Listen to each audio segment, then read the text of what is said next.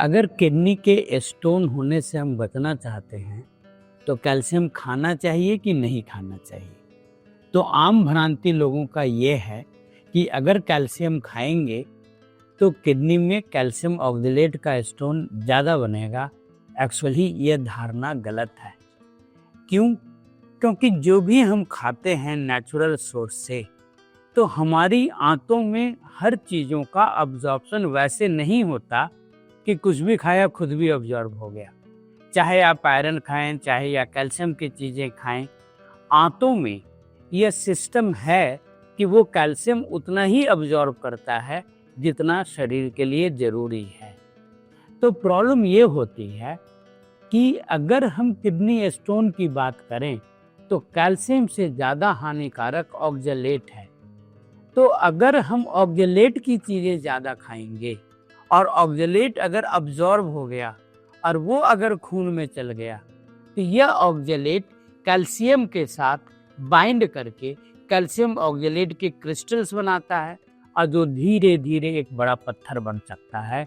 तो भारत में जो स्टोन के केसेस देखे जाते हैं उसमें अधिकतर स्टोन कैल्शियम ऑक्जेलेट के कारण।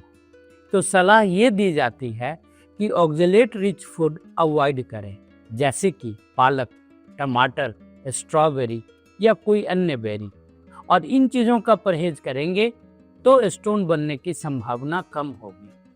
कभी कभी यूरिन में ऑक्जेलेट क्रिस्टल आने का मुख्य कारण होता है पुअर गट हेल्थ।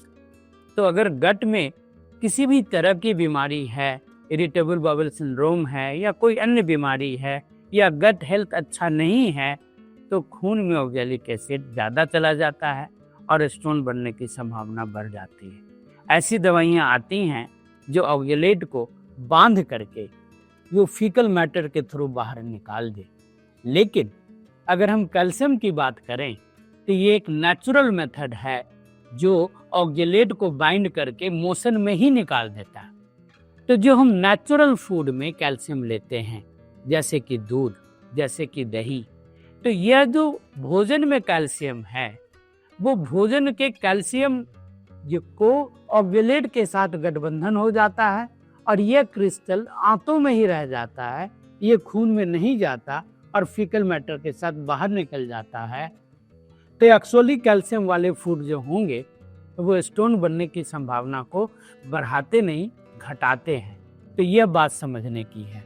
और बहुत बार देखेंगे कि जब हम आम तौर पे खान पान की बात करते हैं तो जैसे पालक पनीर, तो पालक पनीर एक आम भोजन है। पनीर में कैल्शियम है और पालक में ऑक्जेलेट है।